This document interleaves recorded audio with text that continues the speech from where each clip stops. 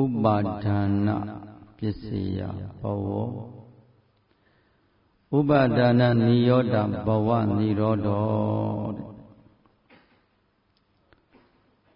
ဥပါဒံရှိလို့ဘဝရှိသလိုဥပါဒံမရှိရင်ဘဝမရှိဘူးနော်ဥပါဒံမရှိရင်ကာမဥပါဒံနဲ့ကာမဂုဏ်တွေပေါ်မှာဆွဲဆွဲလန်းလန်းမရှိတော့ဘူးဆိုရင်ကာမဂုဏ်နဲ့ပတ်သက်ပြီးအပြစ်တွေအကုန်လုံးငြိမ့်မယ်ဟုတ်တယ်လားဒိဋ္ဌုပဒံမာယွင်သောအာယုံပေါ်မှာဆွဲညှိနေတဲ့ဒိဋ္ဌိတွေရှိနေလို့ရှိရင်ဘဝရှိမယ်ဟုတ်ကဲ့လားဆွဲစရာအာယုံတွေဆွဲလန်းစရာအာယုံတွေအမှားဆွဲအောင်တွေမရှိတော့ဘူးဆိုရင်အဆွဲပြုတ်တော့ချမ်းသာတယ်အဆွဲပြုတ်ဒိဋ္ဌိတို့တာပေါ့ဟုတ်လားအဲ့တော့ဆွဲလန်းခြင်းအာယုကာမုပဒံဒိဋ္ဌုပဒံသီလပတုပဒံအတ္တဝါဒုပဒံဆိုဥပဒံ၄ပါးတဲ့ကကာမုပဒံလိုက်တော့ကာမဂုဏ်အာယုအစဉ်မျိုးစုံတွေဆွဲနေတယ်အတ္တမျိုးစုံတွေအနတ်မျိုးစုံအယတ္တမျိုးစုံအတွေ့မျိုးစုံတွေဆွဲညှိနေတယ်အဲ့ဒီအာယုလေးပေါ်မှာအမြဲတည်းတစ်စိတ်မမတ်ဆွဲနေအာယုအဲ့ဒီဆွဲကြောင့်ရင်မောရတယ်စိတ်ပန်းကိုနွမ်းရတယ်ဒီဆွဲလန်းတဲ့အာယုမှန်တယ်မြဲခန္ဓာနဲ့နှိစက်တဲ့ခန္ဓာဘွားဒီပေါ်မှာဆွဲလန်းနေတဲ့ပုဂ္ဂိုလ်မှန်တယ်မြတ်တို့သည်ဘာပဲဆွဲဆွဲခန္ဓာပဲဆွဲဆွဲစီးပွားရေးပဲဆွဲဆွဲလူမှုရေးပဲဆွဲဆွဲနိုင်ငံရေးပဲဆွဲဆွဲအဲ့ဒါဆွဲလန်းတဲ့ဥပါဒံဖြစ်ရင်ဥပါဒနာပစ္စယဘဝဥပါဒံကြောင့်ဘာဖြစ်တယ်အဆွဲရှိလို့ဘဝဖြစ်တယ်ဒါဆိုရင်ကာမဂုဏ်အာယုမှာမဆွဲတော့ဘူးဆိုရင်တော့ယင်ထဲမှာအေးနေတော့တာပဲယင်ထဲမှာရှင်းနေတယ်ဟုတ်တယ်လားနှလုံးသားထဲမှာဘယ်အာယုနဲ့မကန့်ညီဘူးဆိုရင်ချင်းချင်းလေးဖြစ်ခဏခဏပြောဦးတဲ့ဥပမာလေးသူရိယဆိုတဲ့နေမင်းနဲ့လာမင်းတို့သည်အရှိဘက်ကထွက်လာတယ်သို့တော့ကောင်းကင်ယံမှာလည်းသွားပြီးတော့မကန့်ညီဘူးဟောဒီမဟာပရိမြေစည်းမှာပဲလာပြီးတော့မကန့်ညီတော့ဘူးဆိုရင်ဒီနေမင်းတို့လာမင်းတို့ဟာကိုသွားလို့ရတော့အနောက်ဂောရာမြေတို့တဖြည်းဖြည်းနဲ့မသွားဘူးလား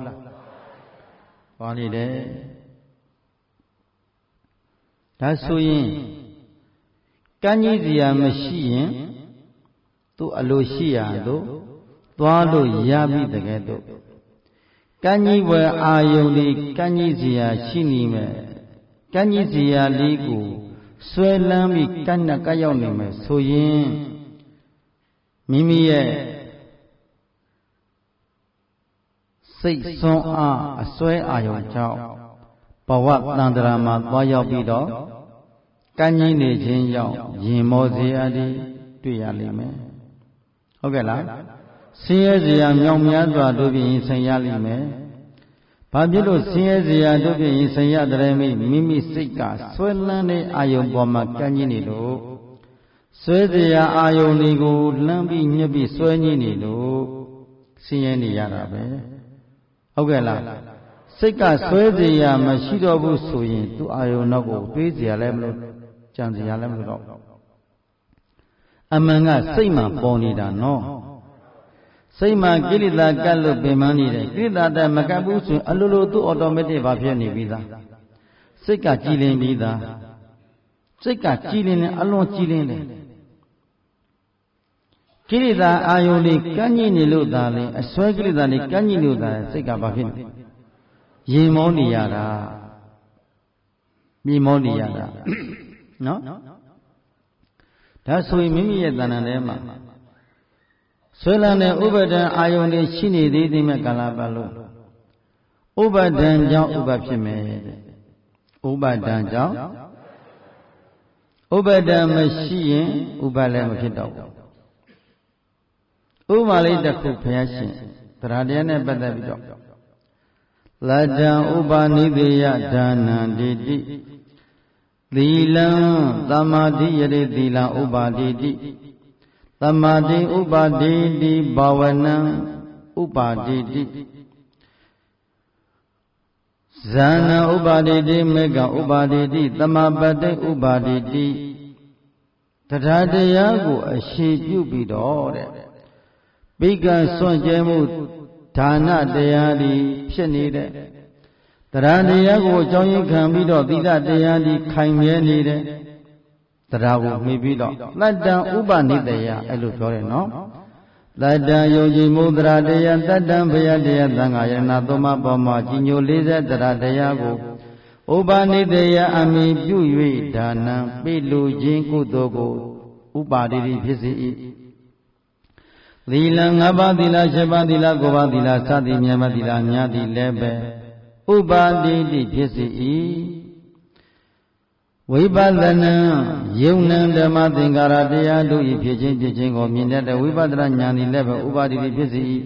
တရားကိုအခြေခံပြီးတော့အဲ့ဒီတရားတရားနဲ့ပညာကိုမှီ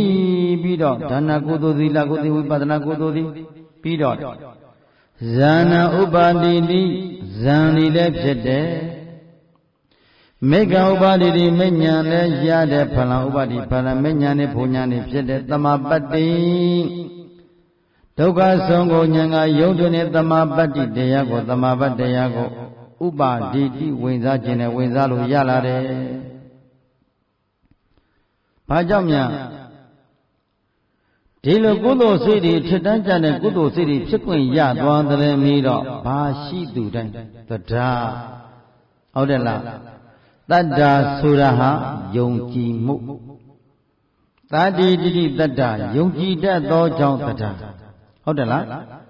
အဲ့ဒီတတ္တာတရားကိုရှေ့ပြုပြီးတော့ဘာတွေဖြစ်ကုန်သလဲမေးလို့ရှိရင်ကုသိုလ်တွေအကုန်ဖြစ်တယ်တရားရှိတဲ့ပုဂ္ဂိုလ်တရားတရားနဲ့ပြည့်စုံတဲ့ပုဂ္ဂိုလ်တို့ဒီယဟန်ဖြစ်ဖြစ်လူဖြစ်ကုသိုလ်တို့ဒီအမြဲဖြစ်နေတယ်ကုသိုလ်စိတ်ပဲအမြဲတမ်းဖြစ်ခွင့်ရတယ်တနည်းအားဖြင့်ကိုယ်နဲ့နှိစက်တဲ့ပုဂ္ဂိုလ်နဲ့ဘဝအနန္တရကပြည့်စုံရှိတဲ့ပုဂ္ဂိုလ်ပါရမီဖြစ်မှုတဲ့ပုဂ္ဂိုလ်ဒီမိဘဒီပေါ်မှာတော့ဆရာသမားဒီပေါ်မှာတော့သံဃာပေါ်မှာတော့ကောင်းကိုကဘဝအနန္တရကကုသိုလ်ဆက်ရှိဘူးတဲ့ပုဂ္ဂိုလ်ကြီးရဘယ်လောက်ဝေးဝေးဘယ်လောက်သမုဒ္ဒရာပင်လေသမုဒ္ဒရာဂန္ဓာရခရီးတွေချားနေပြီစီပြန်လဲစုံစည်းတဲ့ခါမှာတွေ့ခွင့်ရပြီတရားတရားဖြစ်ပြီဘာတရားတရားလဲမြအဲ့ဒီတရားတရားကလည်းတဏှာနဲ့တွဲတဲ့တရားတရားမဟုတ်ဘူးသူကပညာနဲ့တွဲဖြစ်တယ်ဘာဖြစ်လို့ပညာနဲ့တွဲဖြစ်တယ်လဲပညာဉာဏ်ကိုအဓိကဆောင်ပြီးတော့အဲ့ဒီပုဂ္ဂိုလ်တိကညွှန်ကြားနေလို့ဝိပဿနာဉာဏ်ပညာလေးတွေဒုက္ခချုပ်ငြိမ်းတဲ့မဘုံနိဗ္ဗာန်ရောက်ကြောင်းလုပ်ငန်းလေးတွေကိုအလုံးလုပ်ပေးနေတဲ့တွေ့တာကြောင့်ပညာကိုမှီပြီးတော့တရားတွေဖြစ်တယ်တရားကိုမှီပြီးတော့ပညာဖြစ်တယ်တတ္တပညာဥပနိတယတတ္တပညာဥပနိတယပညာတတ္တဥပနိတယဟောတရားကပညာကိုမှီပြီးတော့ဒါနကုသိုလ်တွေသီလဘာဝနာတွေဖြစ်သလိုပညာကိုမှီပြီးတော့လေတရားတရားဟာပညာကိုမှီတော့တရားတရားသည်ကုသိုလ်လုပ်ငန်းတွေမြင်မြတ်လို့ဖြစ်တယ်တရားတရားကိုမှီပြီးဖြစ်တဲ့ပညာသည်လည်းပဲကုသိုလ်လုပ်ငန်းနဲ့အထက်တန်းကျကုသိုလ်လုပ်တယ်အထက်တန်းကျတဲ့ကုသိုလ်လုပ်ဖြစ်တယ်ခဏခဏပြောတယ်မိမိတရားတရားတော့ရှိပါရဲ့ပညာကိုအဖော်မပြုတဲ့တရားတရားကဤကုသိုလ်ကောင်းမှုကိုပြုလို့ရတဲ့တွေ့တာကြောင့်ဖြစ်လေရဘဝတိုင်းမှာဟောဘဝတဏှာပါလားဟုတ်တယ်လား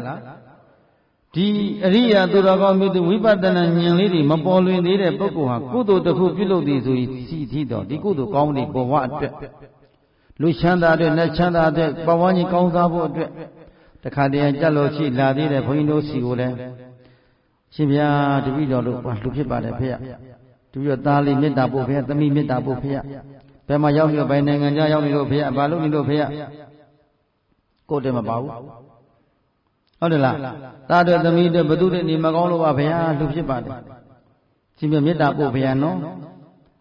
စီးပွားရေးကောင်းအောင်လည်းမေတ္တာပို့ပါဗျာဟာလာပြီဟုတ်ကဲ့လားကဲဒါသစ္စာအမျက်လုံးပါလို့လားမပါလို့လားသစ္စာအမျက်လုံးမရှိတရားတော်ရှိတယ်နော်ပ ပညာနဲ့အဖော်မလုပ်တဲ့အဲ့ဒီတရားတရားသည်အဝိဇ္ဇာတဏှာပေါင်းနေတဲ့တွေ့တာကြောင့်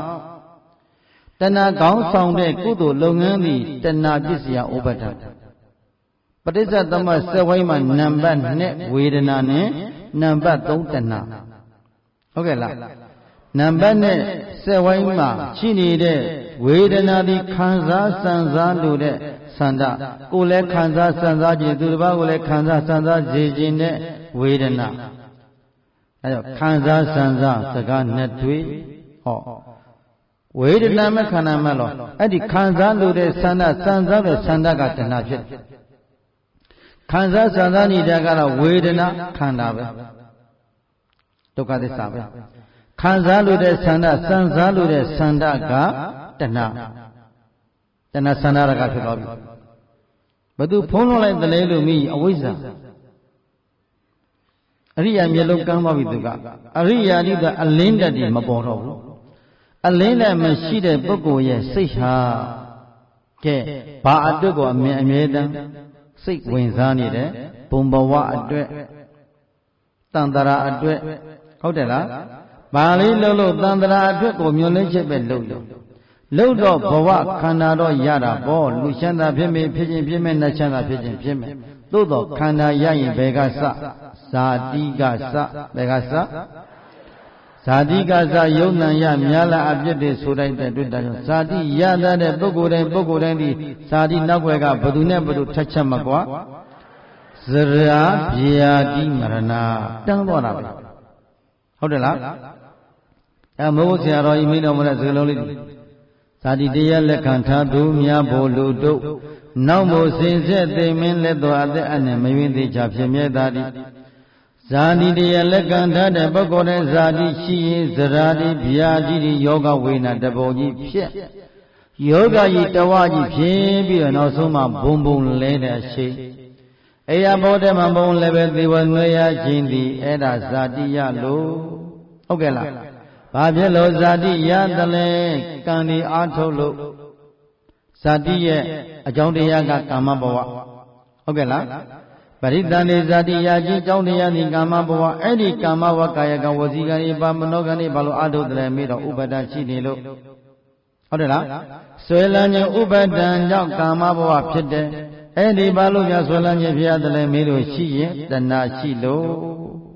တဏှာပစ္စယဥပါဒနာဟုတ်တယ်လားတဏှာပစ္စယဥပါဒနာပစ္စယတဏှာပြောင်းပြန်လည်းဖြစ်နေတယ်သူကသစ္စာမျက်လုံးမပါတဲ့ပုဂ္ဂိုလ်တဏှာမှာတဏှာပစ္စယဥပါဒနာပစ္စယတဏှာပစ္စယကာမဘဝအဲ့ဒါလိုလဲကွတ်ကြော်ပြီးသွားနေတယ်အဲ့တော့ဘာဖြစ်လို့ဖြစ်နေရတယ်လဲမေးလို့ရှိရင်သစ္စာမျက်လုံးမပေါ်လို့ဟုတ်ကဲ့လားဒါကြောင့်မလို့သရတရားသည်ဘယ်သူနဲ့ဖော်လုံးနိုင်မှာလတ္တာပညာဥပနိတယဒါနံဥပါတိတိဟောသီလံဥပါတိတိဝိပဿနာဥပါတိတိဟောဇာနဥပါတိတိမေကံဥပါတိတိဗလံဥပါတိတိသမာပတ္တိဥပါတိတိအဲ့ဒီသရတရားသည်ပညာနဲ့အဖို့လှုပ်ထားသောသရတရားသည်ကုသိုလ်လုပ်ငန်းတွေကိုတန်ត្រာမှာထွံ့မြောက်ရာဖြစ်တဲ့နိဗ္ဗာန်ချမ်းသာကိုမြင့်မောက်ပြုစေနိုင်သောကုသိုလ်ကောင်းမှုတရားကိုပြုလုပ်နေတဲ့တပည့်တော်အခုပင်ပင်ပန်းပန်းလေးအားထုတ်ရတဲ့ကုသိုလ်ကောင်းမှုသည်ဆင်းရဲခြင်းဒုက္ခမှလွတ်ကင်းရပါလို့မြတ်စွာဘုရားဟောတရားထံပြီးတိုင်းမှာတပည့်တော်သည်ဆင်းရဲအားထုတ်တဲ့ကုသိုလ်ကောင်းမှုတော့ဤခန္ဓာဝထမ်းတဲ့ဘဝကျွတ်လို့ရပါလိမ့်ဘုရားခန္ဓာဝဆင်းရဲလှပါ၏ဤဒုက္ခကိုမလို့ခြင်းလို့ဤကုသိုလ်ကောင်းမှုတွေပွားများရပါပြီတရားကိုဘသူနဲ့ဖော်လို့ပညာနဲ့ဖော်လို့နေတယ်အဲ့ဒီဉာဏ်လေးမြဲတမ်းရှိနေရတယ်တရားဓမ္မီမီဥချတဲ့အခါမှာဤကုသိုလ်ကောင်းမှုသည်ဤကဲ့သို့ဆင်းရဲရအားတဲ့ကုသိုလ်ကောင်းဒုက္ခတဲ့ဤဆင်းရဲတဲ့ဒုက္ခမှာကျွတ်လို့ရပါလို့ဤခံစားနေရတဲ့ခန္ဓာဝဒုက္ခအပေါင်းမှာကျွတ်လို့ရပါလို့ဤခန္ဓာကိုမလိုခြင်းလို့ဤကုသိုလ်ပွားများရပါ၏စိတ်သည်ဘာနဲ့ပေါင်းနေရပညာနဲ့ဖော်လို့နေတယ်နော်ဘာနဲ့ဖော်လို့တဲ့ပညာနဲ့ဖော်လို့နေတဲ့စိတ်သည်ဘဝအတွက်ပစ္စုပန်တန်ត្រာအတွက်ကောင်းတာတွေကုန်ဖြစ်တယ် တရားမလို့အနာဂါမိမညာဘုံညာရှိထားနေတဲ့ဓမ္မိကဥပဒကနဲ့ဥပဒကတိဘောဓဘာတိတတဲ့ဥပဒကတိဘောဓဘာနဲ့အလားတူတရဏဂုံသုံးပါးနဲ့အရိယတဲ့ကိဋ္ဌတဲ့ဥပဒကတို့ဧဒမောဒတိပစ္ဆာမောဒတိကတပုံညာဥပယတမောဒတိဧလဥပဒကတို့ကိုယ်သောကောင်းမှုတရားတရားကိုရှေ့ဆောင်ထားပြီးပညာတို့ဖြင့်ပညာတရားရှေ့ဆောင်ထားပြီးတရားတရားနှင့်ပြုလုပ်တဲ့ကုသိုလ်မှန်သည်များတို့သည်ပစ္စုပန်မှာလည်းဝန်တာနေရတဲ့ဓမ္မဘဝမှာပစ္စုပန်ဓမ္မနတန်သောဘဝမှာဝန်တာနေရတဲ့ထပ်ပြီးတော့ဣ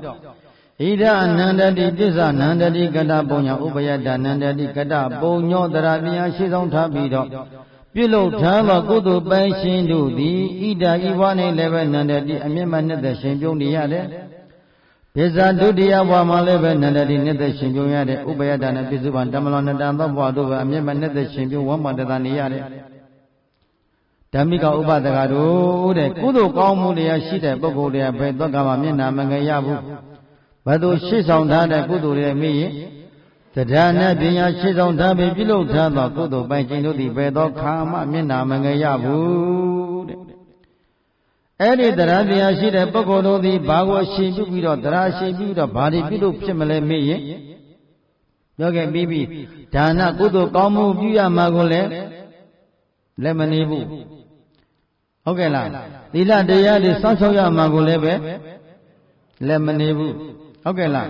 ဝိပဿနာတရားတွေအားထုတ်ရမှာကိုလည်းပဲနောက်မဆုတ်ဘူးနော်ဇံအနိစ္စလက္ခဏာဇံဒုက္ခလက္ခဏာအနတ္တဇံလောကုတ္တရဇံအနိစ္စလက္ခဏာညာဒုက္ခလက္ခဏာအနတ္တလက္ခဏာတဲ့ဇံဒီသမထဝိပဿနာဇံဒီသမထဇံဒီဖြစ်ဖို့ကိုလည်းပဲသူကနောက်မဆုတ်ဘူးလက်မနေဘူးသူကမညာဘုံညာရဖို့အတွက်ကလည်းသူအမြဲတမ်းလှုံ့ဆော်နေတဲ့စိတ်ထဲမှာအမြဲတမ်းပေါ်နေတယ်တမဘဝင်စားနိုင်ဖို့အတွက်လည်းပဲသူ့စိတ်ထဲမှာအမြဲတမ်းရှိနေတယ်မညာဘုံညာရရင်တမဘဝင်စားဖလားတမဘဘဝင်စားနိုင်မယ်အဲ့ဒါလိုအတေးခေါ်လေးတွေညံနဲ့ရှေ့သွားပြီးဖြစ်ပေါ်နေတဲ့ဉာဏ်ရည်ဉာဏ်တွေတို့သည်ယဟန်ဖြစ်စီသူဖြစ်စီမြည်သည့်ပုဂ္ဂိုလ်မဆိုဘဝမှာတန်ဖိုးရှိတယ်နော်ဘာရှိတယ်တန်ဖိုးရှိတဲ့ပုဂ္ဂိုလ်တန်ဖိုးသိလာပြီးတန်ဖိုးရှိလာပြီဟုတ်ပြီတရားမြတ်စွာဘုရားရှင်ကဥပမာလေးတစ်ခုပြောတယ်ဒီသုတ္တမအတုမကသုတ္တံထဲမှာဘုရားပါပြောတဲ့တော့ယံတို့တဲ့သင်တို့ခန္ဓာကိုယ်ထဲမှာဆွေးနန်းစီတဲ့သောအာယုမန္တမြတ်ကိုပယ်ဆွကြကုန်လော့ဘာဒီဆွေးနန်းတဲ့နတ်တို့မကဘဂဝေတံပဇာတခြေသာခြေသမီးတို့ဆွေးနန်းစီသဘောမန္တမြတ်တွေပယ်ဆွကြဘယ်လိုလဲမိလို့ရှိရင်ရူပံရုပ်ပေါ်မှာဆွေးနန်းစီတတ်သောအဆွေးတတ်ကလေးကိုပဇာတပယ်ဆွကြကုန်လော့ရုပ်ခန္ဓာကိုယ်ကြီးကကြံ့ကြံ့တန်တန်နဲ့ပေါ်ခြင်းပေါ်မှာသင်္သိမွေးလေးပေါ်လေပေါ်ခြင်းပေါ်မယ်ဟုံနေဖို့နဲ့ကျဲခြင်းနဲ့ကျဲနေမယ်ဓာတိရုပ်အလို့သူ့လို့သူလုံးနေတယ်ဟုတ်ကဲ့လားကိုယ်နဲ့ဆိုင်သလားကိုယ်လုံးမဟုတ်ဘူးကျန်းတဲ့သိမ်မွေးတဲ့ဆိုတာအတိတ်ကအကျိုးပေးတချို့ပုဂ္ဂိုလ်တွေအလွန်သိမ်မွေးပြီးမှတ်ရတာအဆင်ပြေတယ်တချို့ပုဂ္ဂိုလ်တွေကျဉ်းကျဉ်းတဲ့နဲ့မှတ်ပြီးတော့အဆင်ပြေတယ်တချို့ပုဂ္ဂိုလ်တွေမကျဉ်းမတမ်းမှတ်ပြီးမှတ်နေရပြီးအဆင်ပြေတတ်တယ်ဒါကိုယ့်ရဲ့အတိတ်ပါရမီဖြစ်လုံလီပြီးတော့အတိတ်ဘဝဒီကဖြစ်ကြပါရင်ဖြစ်တဲ့အခါမှာသမထတရားကိုရှင်းဆောင်ထားပြီးသမထဘာဝနာကိုဦးစားပြီးတော့ဝိပဿနာအနေငယ်လေးအားထုတ်တဲ့ပုဂ္ဂိုလ်တွေကအလွန်သိမ်မွေ့တယ်ညဉ့်ညံ့သိမ်မွေ့တတ်တယ်အဲ့ဒီပုဂ္ဂိုလ်တွေကြပြတော့ဖြစ်ဖြစ်ကိုမြင်ဖို့ခက်တယ်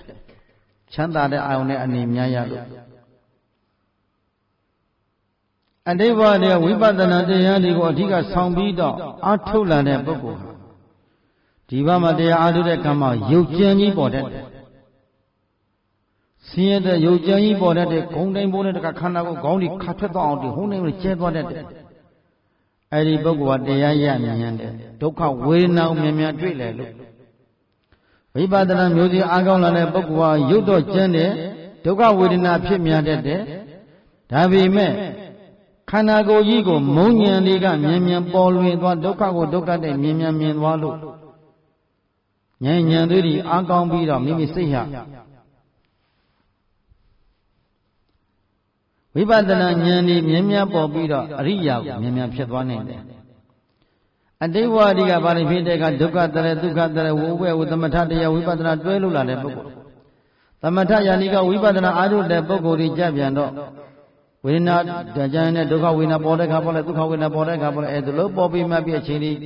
ချင်းယူပြီးတော့အားထုတ်နေအမညာပုံညာပေါ်တတ်တယ်ဒီကတော့သမထယာနိကပုဂ္ဂိုလ်ကတော့တရားရနှီးကွေးတယ်သမထတရားတွေပါရဖြစ်ခင်လာတဲ့ဝိပဿနာတရားတွေမပေါ်လွင်ဘူးသူကချမ်းချမ်းသာသာအနေရများလို့ထိုင်လို့ရှိရင်ဒုက္ခဝေဒနာမပြောဘလောက်ပဲအဲ့ဒီပုဂ္ဂိုလ်တွေကအစိတ်ထွေးများနေတတ်တယ်သမာဓိမဖြစ်တယ်သမာဓိဖြစ်နေပဲဇန်စိတ်ဖြစ်ကိုရောက်သွားပြီးတော့ဝိပဿနာဉာဏ်တွေပေါ်မှာသွားဖြစ်နေတယ်ထိုင်လို့ရင်မကြခင်မှာမျောပြီးငြိမ်မျောနေတယ်ဇန်စိတ်တွေဖြစ်နေတယ်သမထအာယုန်တွေလုံးမနေတတ်တယ်အဲ့တော့သမထအာယုန်နောက်ကိုလိုက်ပြီးနေတဲ့ပုဂ္ဂိုလ်တရားရဖို့နှီးကွေးနေတတ်တယ်ပြုပြင်ပေးနေတဲ့ဆရာသမားရဲ့ပြုပြင်မှုတရားကိုယူနိုင်မှအဲတော့အဘယ်သမထတရားတွေကသမထအားရှိနေတဲ့ပုဂ္ဂိုလ်တယောက်ကပြန်ပြုပြင်ဖို့ခက်တယ်ဝိပဿနာဉာဏ်ကိုလှည့်ဖို့ခက်တယ်ဘာဖြစ်လို့ခက်တယ်တော့အပြောတော့လွယ်တယ်အရှင်ဘုရားရဲ့သမာဓိတွေသမထတွေအများကြီးကိုထူထောင်ပြီးတော့မှဝိပဿနာတရားကိုအားထုတ်ရတာပိုလွယ်မှာပေါ့ဗျာအဲ့ဒါပဲဇက်ကပြောတယ်အဲ့ဒီပုဂ္ဂိုလ်ကြီးအပြောသမားနဲ့ပြောတာတကယ်လွတ်လာတဲ့ခါမှာခက်တယ်။ဘာဖြစ်လို့ခက်တယ်လဲဆိုတော့သမထဇံလေးတွေဇီဇံစိတ်လေးတို့ပြင်ဒုတိယတတိယဇံလောက်ဆင်ရောက်တယ်ပဲဒိဋ္ဌိသူကဝိတ္တဝိဇ္ဇပီတိတတိယဇံဝိတ္တဝိဇ္ဇပီတိဒုက္ခပီတိနဲ့ဒုက္ခပဲဆင်ရတယ်တတိယဇံဒုတ္တဇံပိုင်းဆံရံပိုင်းဆင်ရောက်သွားပြီဆိုရင်တည်ငြိမ်ပြီးအလွန်ရှင်းတဲ့တာပဲနေရတယ်ချမ်းသာပြီးတော့ဘာမှအတွေ့အတာမိသည့်ပုဂ္ဂိုလ်တယောက်မှစိတ်မတွေးတော့ပါပဲဒါဒီစိတ်မနေခြင်းနဲ့ချမ်းသာပြီးတော့ဖြစ်ဖြစ်လည်းမတွေ့အနေစတုအနိတ္တမချမ်းသာတယ်ပဲထိုင်လည်းချမ်းသာထားလည်းသွားလည်းချမ်းသာသိမ့်ပြီးတာမပြောပါနဲ့အဲ့ဒါလို့ဇန်ချမ်းသာဟာလည်းအလွန်ချမ်းသာခဏခဏပြောဘူးတဲ့ယောဂီတို့ကိုချမ်းသာ9မျိုးလောကမှာချမ်းသာဘယ်နှမျိုးရှိတယ်9မျိုးရှိတဲ့နံပါတ်1ကလူချမ်းသာနံပါတ်2ကနတ်ချမ်းသာနံပါတ်3ကဇန်ချမ်းသာနံပါတ်4ကဝိပဿနာချမ်းသာနံပါတ်5ကမေချမ်းသာနံပါတ်6ကဖို့ချမ်းသာနံပါတ်9ကနိဗ္ဗာန်ချမ်းသာချမ်းသာဘယ်နှမျိုးရှိလူဘဟာပြည့်စုံတဲ့လူဘဟာလည်းလူချမ်းသာပဲပညာနယ်ပယ်ထဲမှာဟုတ်တယ်လားဘာဖြစ်လို့လူချမ်းသာလဲဆိုအတိတ်ကကံတရားကအကျိုးပေးတဲ့ကောင်းကောင်းနေရတယ်အဆင်းမြင့်တဲ့နေရာမနေရတာမန်တဲ့ပုဂ္ဂိုလ်နဲ့မတူဘူး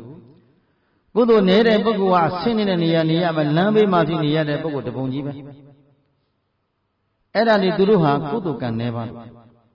ကုသိုလ်ကံအားရှိတဲ့ပုဂ္ဂိုလ်တွေကနေရပြန်တော့လည်းပဲတက်ကြီးတာကြီးအင်ကြီးရာကြီးတွေမှာအဆင်းမြင့်တဲ့နေရာတွေမှာသာသဗျာအဆင်းမြင့်တဲ့ဘာတစ်ခုမှအခက်ခဲမရှိကိုစားကျင်နာမှန်တယ်မြဝတ်ကျင်နာမှန်တယ်မြဝတ်ကျင်နဲ့ဝတ်လို့ရတယ်စားကျင်နဲ့စားလို့ရတယ်နေကျင်နဲ့နေလို့ရတယ်ချင်းတတလေးနဲ့နေလို့ရဒါသည်လောကချမ်းသာလူချမ်းသာဟုတ်တယ်လားသို့တော့ပရမတ်နဲ့ကြည့်ရင်တော့ခန္ဓာကိုယ်အမြဲမဲ့ပဲဖောက်ပြန်ပစ္စည်းတွေနဲ့တွေ့တာကြောင့်ဒုက္ခသစ္စာပဲတကယ်လူချမ်းသာမဟုတ်သေးဘူးဟုတ်တယ်လားဝိပဿနာချမ်းသာမဲ့ချမ်းသာဖို့ချမ်းသာနဲ့ရှင်တွဲလို့ရှိရင်လူချမ်းသာဆိုတာမရှိတခဏလေးချမ်းသာလိုနဲ့ဆင်းရဲစရာတွေမိမိအတွက်ခန္ဓာကလည်းဘယ်ယောဂဝင်လာပြန်ပြီတဲ့အသက်လေးနည်းနည်းရလာပြီးယောဂတွေများလာတာကိုပြီးတော့သားကဘယ်လိုသမီးကဘယ်လိုနီးကဘယ်လိုမြက်ကဘယ်လိုချွေးမကဘယ်လိုသမက်ကဘယ်လို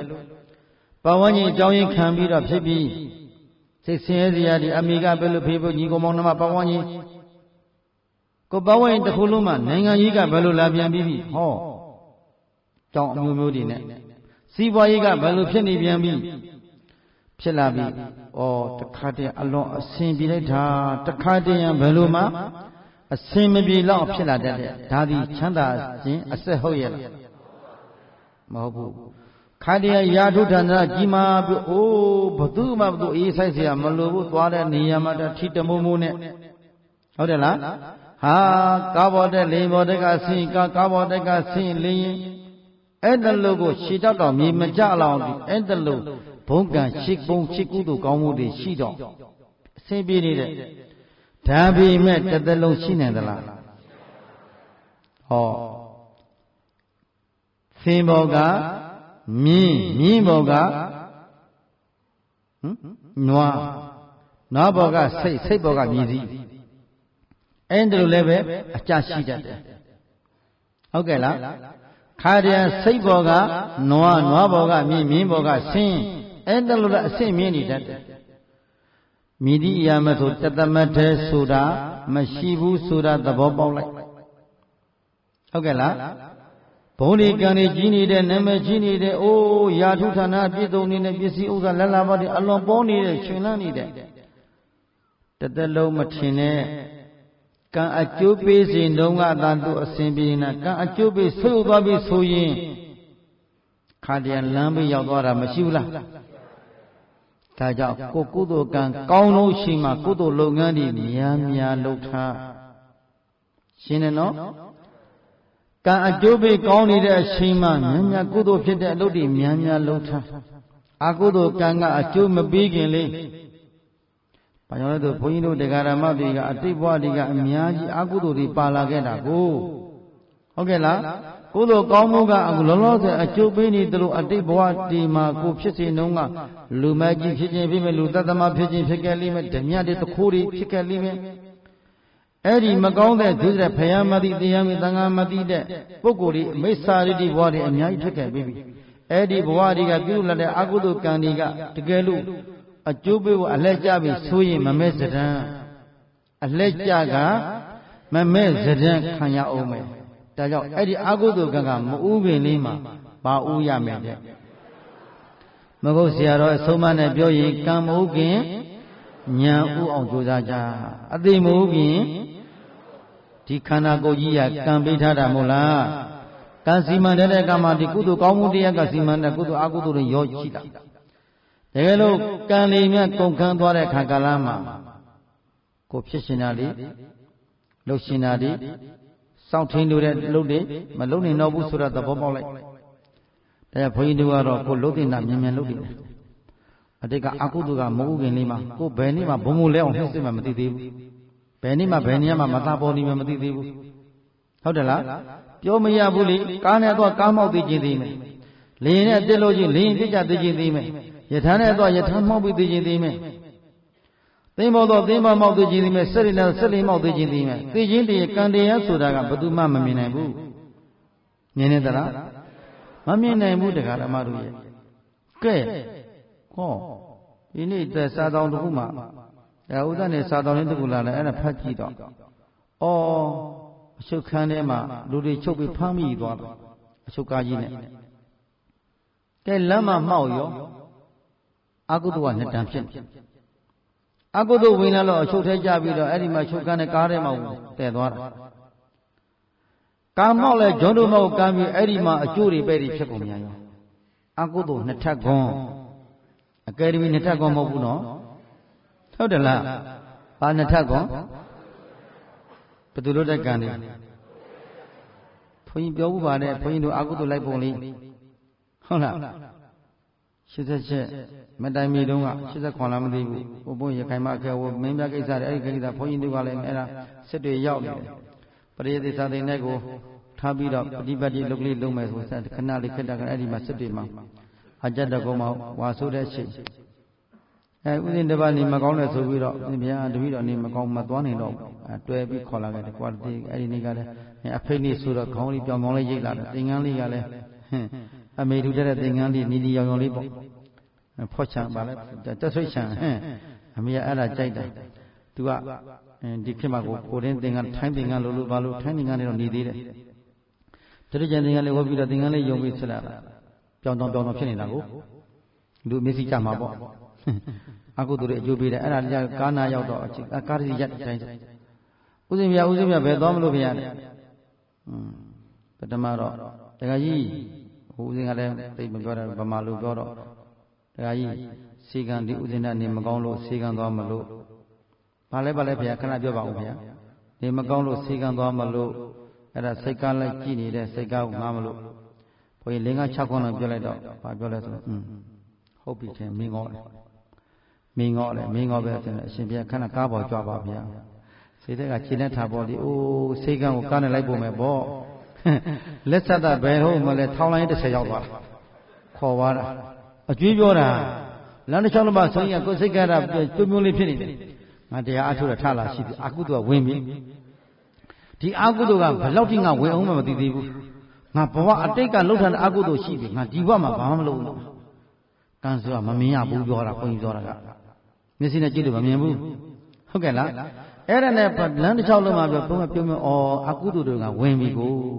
တန်ត្រာအကျွေးတွေငါဆိုင်ပြီမိယာမှာဆက်ရမှာပေါ့လေဩလောကကြီးစမ်းကြယ်လောကဟိုကိုတော်တော့ထားခဲ့တယ်နေမကောင်းတဲ့ကိုတော်ထားခဲ့တယ်နေကောင်းတဲ့ကိုတော်ခေါ်လာတဲ့ဆိုဟိုမှာမောဘုဒ္ဓဂါကြီးဆေးကံကဟိုကိုတော်နေမကောင်းဘူးကျုပ်ကနေကောင်းတယ်နေကောင်းတဲ့ကိုလိုက်ပို့စရာမလိုဘူးနေမကောင်းတဲ့ကိုတော်လိုက်ပို့ဦးဇင်းကြံလဲကြံခဲ့မယ်ဆိုမဟုတ်ပါဘူးရှင်ဘုရားခေါ်ခြင်းလို့ကံကောင်းတဲ့ကိုတော်ကတော့ကားနဲ့ကိုတစ်ခါတည်းလိုက်သွားတာပထမတော့သူစီပြောလမ်းတစ်ချောင်းတော့ပြုံးပြုံးနဲ့ကိုယ့်အကိုနှလုံးသွင်းနေခဲ့တယ်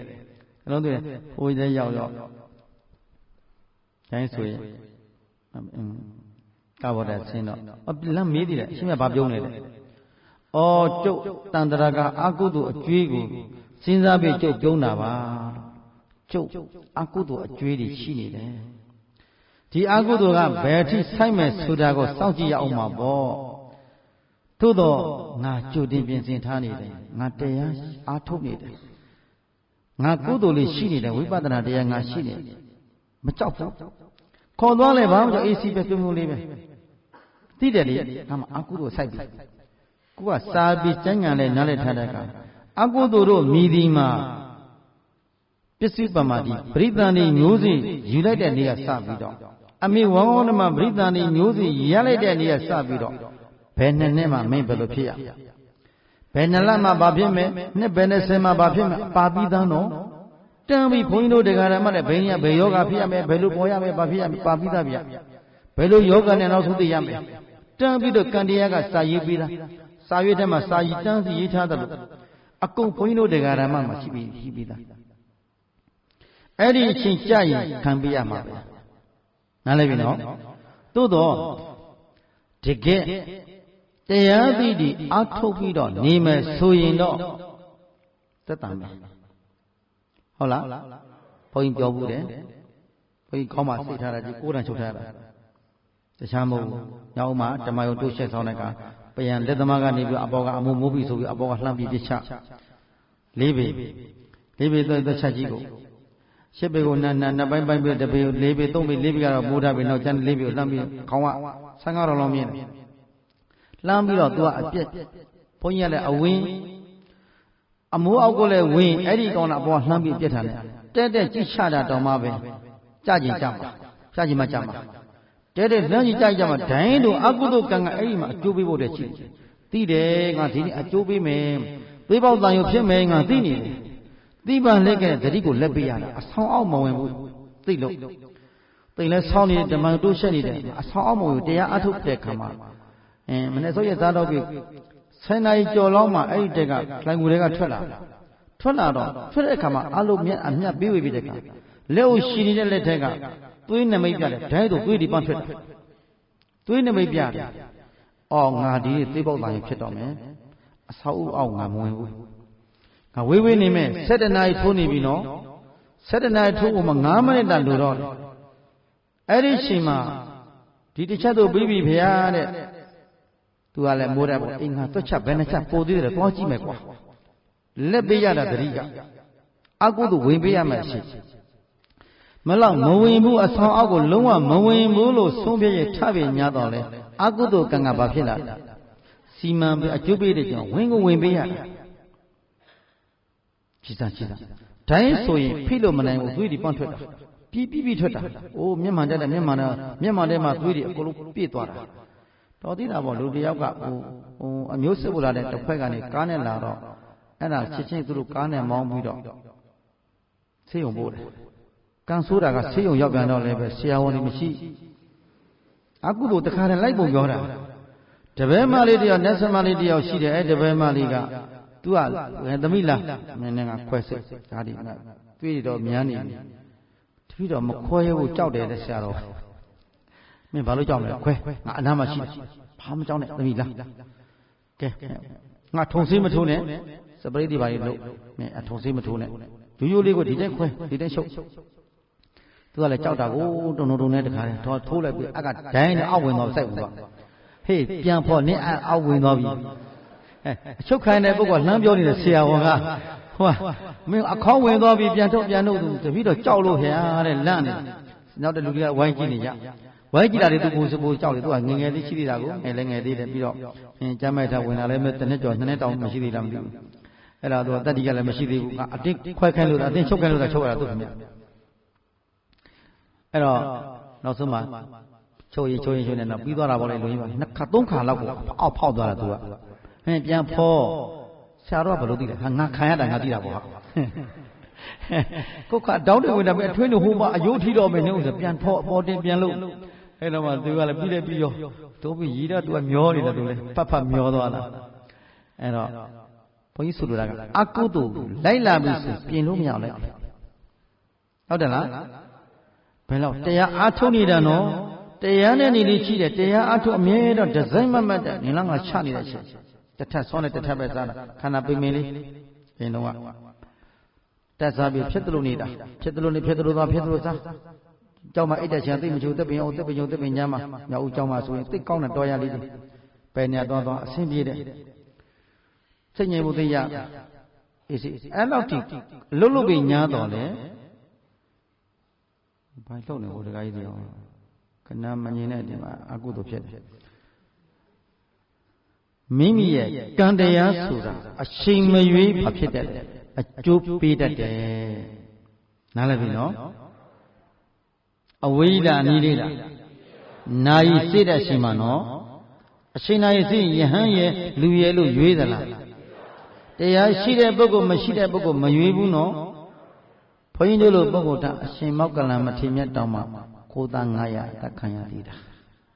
ယဟန္တာမထေရကြီးဒါဂရုကံကြီးဘာကံလို့ခေါ်ပါလိဂရုကံကြီးဂရုကံကအမေဖေတတ်တဲ့ကံပြင်ဆင်နေတဲ့ကံဂရုကံကြီးကယဟန္တာဖြစ်တောင်မှခံပေးရတာဘဝမှာလူမကြီးဖြစ်ခဲ့တဲ့ဘဝဟုတ်တယ်လားဘုရားမေတ္တာမိဘဒီပေါ်မှာဆုံးကားတဲ့အကုသိုလ်ကံဒီအဲ့ဒါလောက်ဒီအကုသိုလ်ဂရုကံကြီးကဘယ်ရှင်ဖြစ်ကျူပေးတတ်တယ်ယဟန္တာဖြစ်တဲ့ဘဝတိုင်အောင်ထိအကုသိုလ်ကအကျိုးပေးတယ်ကုသိုလ်တတ္တိကတော့ယဟန္တာဖြစ်နေပြီးကံတရားကတော့ဂရုကံကြီးကတော့နှိစ္စတာပဲတဲ့ဓမ္မတို့ရဲ့ဒါကြောင့်အရာတိုင်းမှာကံမဟုတ်ခင်ဉာဏ်ဥထားရမယ်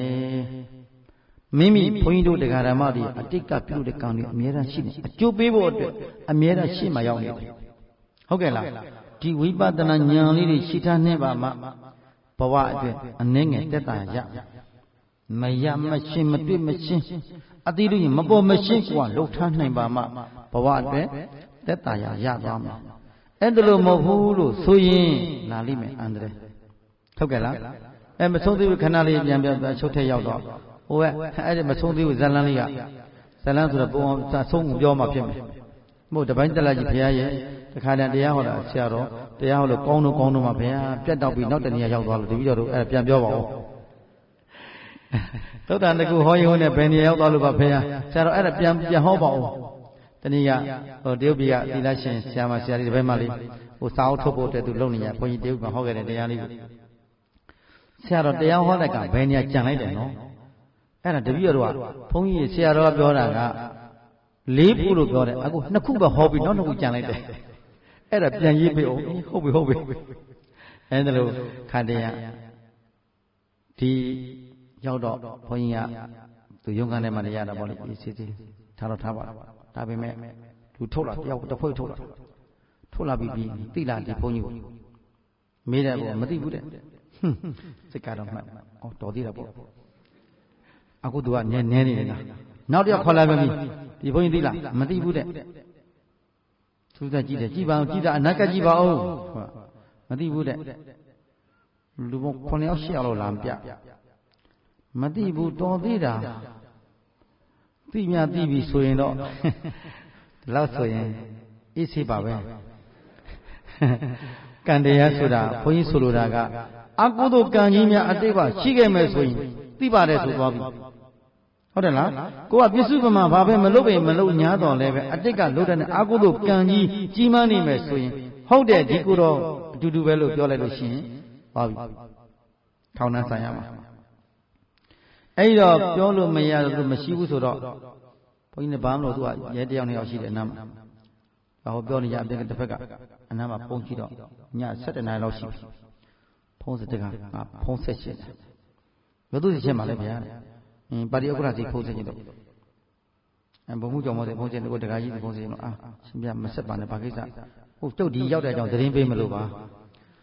ရှင်မအဲ့လိုသတင်းပေးလို့များဘူးထင်တယ်အဲ့ဒါပြောရင်းဆိုရင်တိုင်းဆိုဒူးတိုင်းမှုရောက်လာဒူးတိုင်းမှုရောက်လာတော့သိတာပေါ့ဘုန်းကြီးကိုသိတော့ဟာဥစဉ်ဘယ်လိုဖြစ်တာလဲခက်တာအလဲရောက်နေတဲ့တခါကြီးတို့ဒီကိုဟာဥစဉ်နဲ့နောက်ပြန်ပြီမနောက်ဘူးကျုပ်အာဟုတို့လေးရဲ့နည်းနည်းအကျိုးပေးနေတဲ့တခါကြီးရဲ့အဲ့ဒါဘုံနေတယ်မင်းကဒီဘုန်းကြီးဘာလို့အကလုံးနဲ့တရားအထုနဲ့ကိုတော့ဘာဖြစ်နေလဲကိုတော့ဟုံနေမှုနဲ့ပြောလိုက်တော့ချင်းချင်းပို့ပို့ခိုင်းတော့မှ7 နာရီကျော်သွားတနားရီထိုးကနေမှကြောင်းပြန်ရောက်တာဟုတ်တယ်လားအဲ့ဒီမှာ4 နာရီ5 နာရီလောက်ကိုအာဟုတို့ဝင်သွားသေးတယ်သို့တော့အာဟုတို့ကံကြီးကအလွန်မကြည့်ကြခဲ့လို့ဟုတ်တယ်လားအာဟုတို့သောအာဟုတို့ဖြစ်ခဲ့တဲ့သို့တော့ကြီးလေးသောအာဟုတို့ကံကြီးမရှိပေါ့ပါသောအာဟုတို့ကံမို့လို့ကိုเจ้าကိုပြန်ပြီးတော့ကိုတရားအထုတ်ခွင့်ရတာဟုတ်ကဲ့လားတကယ်လို့အချို့ပုဂ္ဂိုလ်တွေအခုမြန်မာနိုင်ငံသားတွေရောက်ထိုင်းနိုင်ငံမှာတည်တမိတ်ကြတာ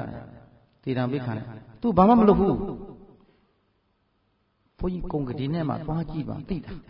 အဲ့ဒီသုရဌာနေမှာတရားစခန်းဖွင့်တော့မှသိလာတာတဏှာဘုကောင်အကုသိုလ်ကြွေးတွေဒီကောင်လေးတွေအတိတ်ကအကုသိုလ်ကံနေလိုက်နေတာသူကစကပြန်ကသူ့ကိုအတင်းပြောခိုင်းတာမင်းကြထောင်ကြတနေ့နေ့ကြမင်းလွတ်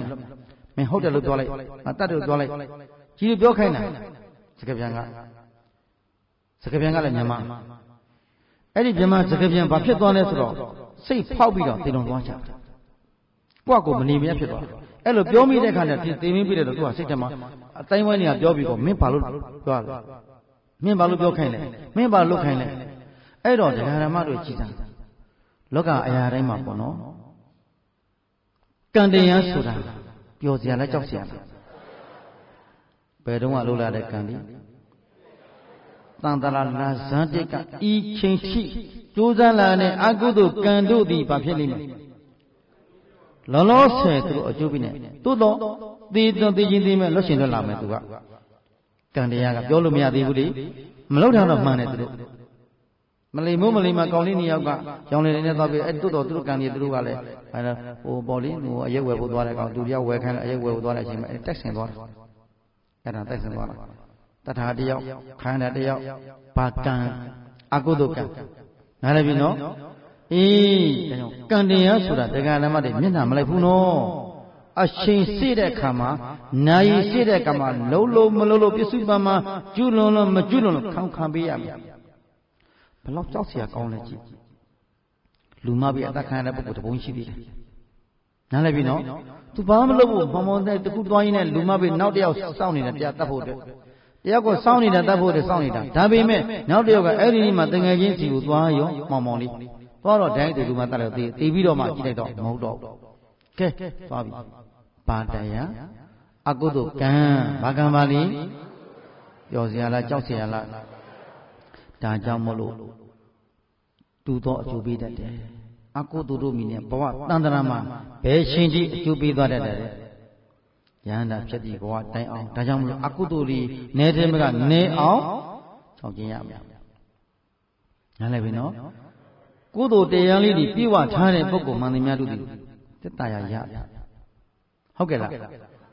ကြောင့်ဒီဘဝမှာရအောင်လို့တရားတည်တည်မပေါ်ပေါအောင်လို့တရားဓမ္မတွေအကုသိုလ်တွေရှိနေတယ်နော်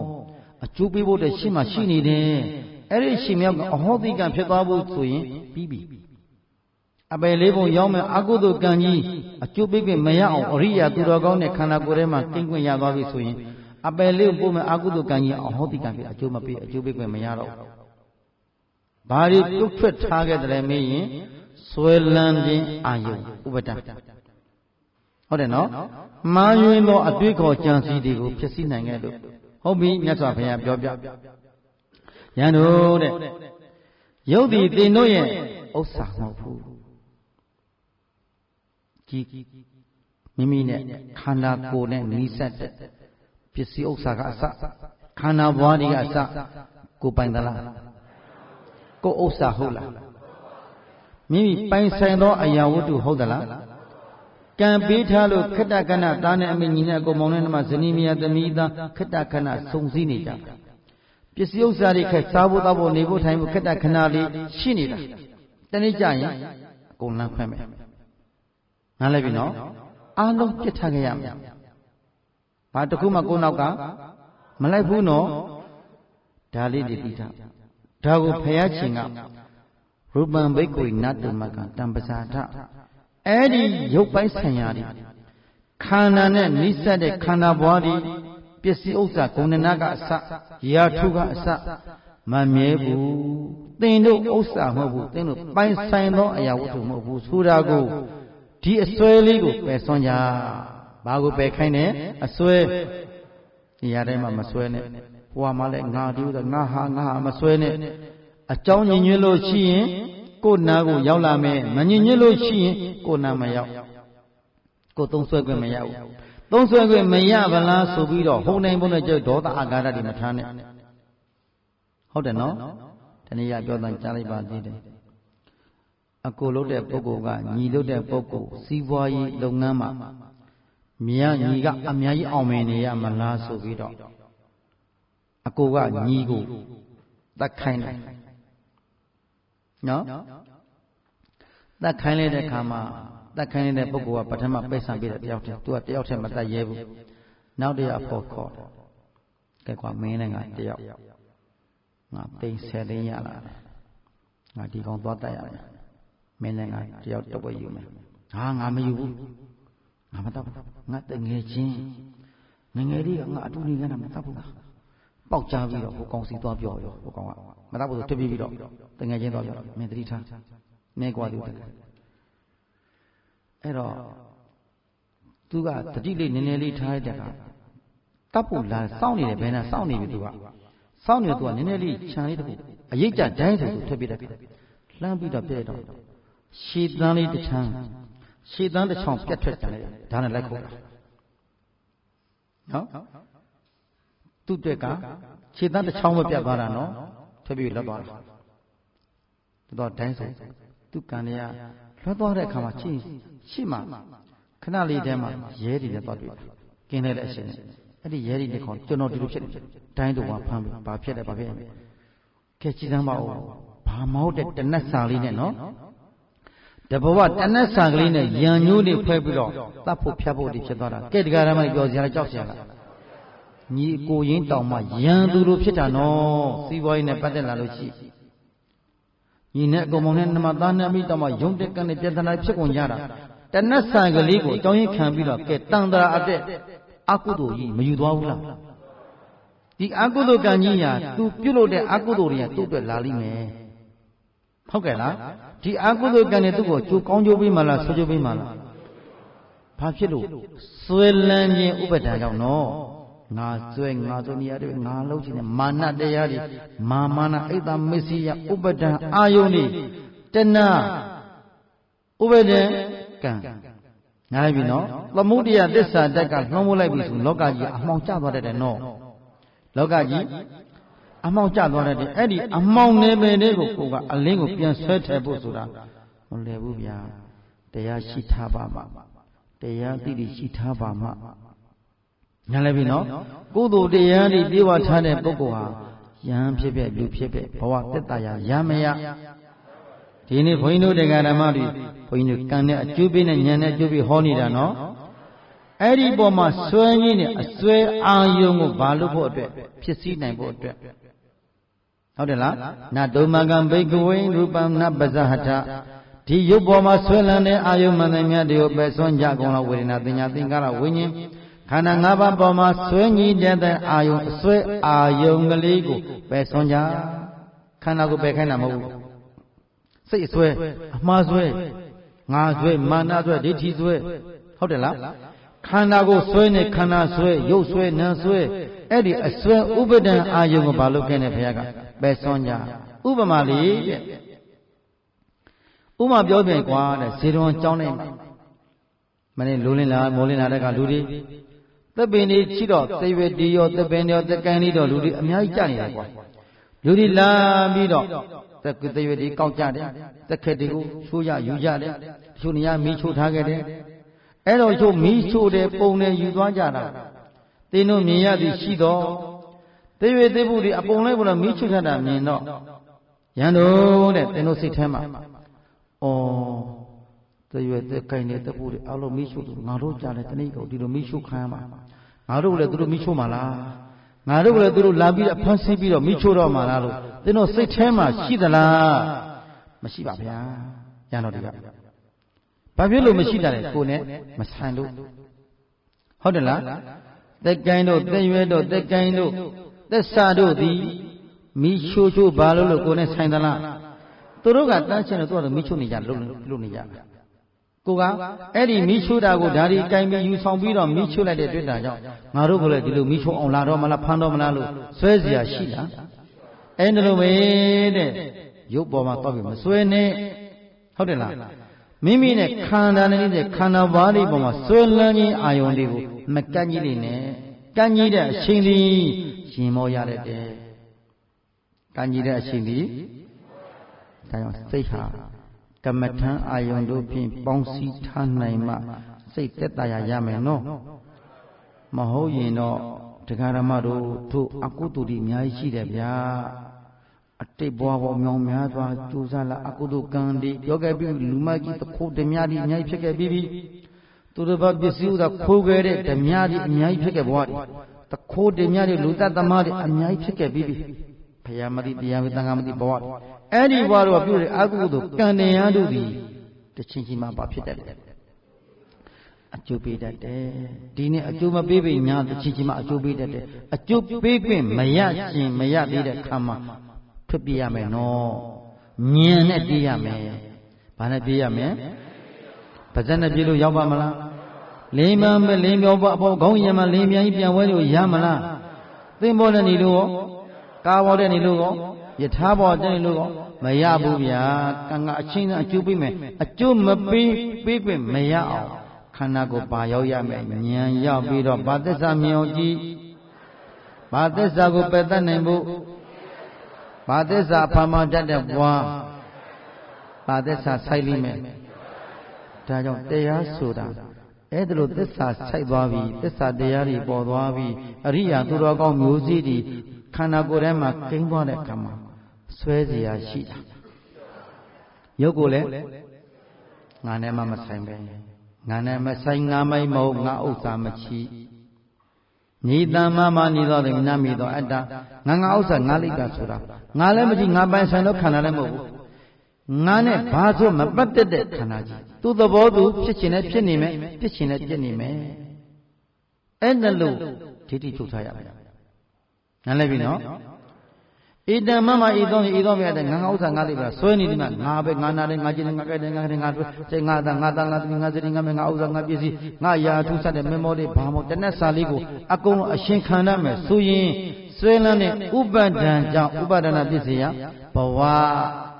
ဥပဒနာဘာဖြစ်မယ်ရုပ်ပေါ်မှာဆွဲလန်းခြင်းရုပ်ဥပဒံရူပပါဒနဲ့ခန္ဓာကြောင့်ဒုက္ခရောက်တယ်ဒါမြတ်စွာဘုရားပြင်စုပါဒနဲ့ခန္ဓာသုတ်တော်မှာဒီလိုဟောထားပြီးပြင်စုပါဒနဲ့ခန္ဓာသုတ်တန်ထဲမှာယန္တုရုပ်ပေါ်မှာဆွဲလန်းခြင်းတော့ပိမှန်ရလိမ့်မယ်ဝေဒနုပါဒနဲ့ခန္ဓာဝေဒနာခံစားတဲ့ဝေဒနာပေါ်မှာငါအဖြစ်နဲ့သိမ့်ပိုက်ထားရင်ရင်မောရတတ်တယ်မှတ်သားမှုသင်ညုပါဒနဲ့ခန္ဓာသင်ညာပေါ်မှာမှတ်သားအမှတ်မှားရင်ရင်မောရတတ်တယ်သင်္ခါရုပါဒနဲ့ခန္ဓာပြုပြင်နေရတဲ့သင်္ခါရပေါ်မှာငါအဖြစ်နဲ့သိမ့်ပိုက်ဆွဲနေလို့ရှိရင်မောရတတ်တယ်ဝိညာဏုပါဒနဲ့ခန္ဓာဝိညာဉ်နဲ့ခန္ဓာသိမှုဝိပေါ်မှာဆွဲနေမယ်ဆိုရင်မောရတဲ့ရုပ်ပေါ်မှာဝေဒနာတင်ညာတင်ကဝိညာဉ်ခန္ဓာ၅ပါးပေါ်မှာဆွဲလန်းစေတတ်တဲ့ဥပဒံအာယုံကိုဖြစ်စီကြဘုရားကဘာအာယုံဖြစ်စီခိုင်းလဲဒီနေ့ယောဂီတို့ဘာကိုဖြစ်စီရမလဲ အစွဲလေးတစ်လုံးတော့အစွဲလဲပြုတ်အစွဲပြုတ်မှချမ်းသာရမယ်နော်ဘာပြုတ်မှအေးခန္ဓာကိုယ်ကြီးငါဖြစ်နေဘယ်တော့မှမသိမ့်ပိုင်နဲ့ခန္ဓာဘာဒီပေါ်မှာဘာတကမှမသိမ့်ပိုင်နဲ့အရှင်မခံနဲ့အကြောင်းညင်ညဲလို့ကံလေးတွေအကြောင်းညင်ညဲလို့တွေ့ကြရတာဆုံကြရတာကြုံကြရတာတနည်းကြရင်အကုန်ပါဖြစ်သွားလိမ့်မယ်လမ်းခွဲသွားမယ်လမ်းခွဲသွားမယ်တချို့တောင်းလာတာဦးအောင်မင်းအောင်ဖြစ်ရပါလေမအိုးတော်မအိုးရသည်ကိုကွဲကုန်ပြီဟုတ်တယ်လားဖြစ်လျာပေါ့ဦးအောင်မင်းအောင်ပေါင်းရပါလို့ဖေတောင်းလိုက်ခဲ့တာဟုတ်တယ်ရတော့ရတွေ့တော့တွေ့ပါလေတို့တကြပါဖြစ်သည်ဟာဟို၄နှစ်2နှစ်3နှစ်နေလေရကွဲကွဲမှုတချို့လပိုင်းနေလေကွဲသွားပြန်ပြီကံခွဲတာကိုကံခွဲရင်လွဲတယ်လေဟုတ်တယ်လားကံမျိုးစီမှမကောင်းပဲကိုလို့တဲ့ကံတရားကဒကာဓမ္မတွေအမဲကံဖြူကံရောရှိထားတာလေအကံရောရှိထားတာအမဲပြရောရှိတဲ့ကံဒီမှန်သမျှတို့သည်ကဲတန့်ရှင်းပါမလားတခါတည်းကောင်းသလိုလိုနဲ့မကောင်းတော့ဘူးရီမောစရာတွေ့ရပြန်ရင်မောစရာတင်းပြီးတော့မြေပေါက်ကြီးကြားရပြန်တောင်းတိုင်းဆိုရင်အစိတ်တောက်ပြီးသေခြင်းလောက်အောင်ဒီခံစားနေရပြန်တယ်ကဲလောကကြီးဟာကောင်းသလိုလိုနဲ့ချမ်းသာသလိုနဲ့မချမ်းသာဘူးနော်အဲ့ဒီမချမ်းသာတာမရှိတာကိုမရှိမှသိရင်အစွဲမှန်တယ်များကိုလက်မခံနဲ့လက်ခံမိရင်တော့ဘာဖြစ်လိမ့်မယ်အခုနည်းနည်းလေးကိုယ်ခန္ဓာတရားထိုင်တဲ့ကငါခန္ဓာကိုဆွဲကြည့်ပင်မမယ်သူခန္ဓာဆွဲကြည့်ပင်မမယ်ဒီအနည်းမှာတရားထိုင်နေတဲ့သူကိုယ်တငယ်ချင်းပေါင်းတဲ့ဘာဖြစ်နေပါအဆင်ပြေရလားသွားဆွဲကြည့်ပင်မမယ်ဟုတ်တယ်လားတငယ်ချင်းမှာခဏလေးစိတ်ကညှက်ပြီးဆွဲကြည့်အဲ့ဒီမှာယင်နဲ့သွားချယင်မောသွားချတာဒါကြောင့်မလို့ဥပဒံဆိုတာဟာဘဝကိုဆင်းရဲစေတတ်တယ်ဆင်းရဲစေတတ်တဲ့ဒီအာယုံဘာလို့ခံရမလဲဖြစ်စီရမယ်ဘာလို့ရမလဲအေးမိမိတဏ္ဍဘာကိုဖြစ်စီရမှာလဲဆွဲလန်းတဲ့ဥပဒံတဏှာအပြင်မှာဆွဲမှာဆွဲနဲ့အေးဆွဲလန်းတဲ့အာယုံမှန်သမျှတွေကိုပယ်ဆွနိုင်ကြပါစေလို့မေတ္တာပို့ရင်ကဲအရှင်စေပြီးတော့ကြအောင်သို့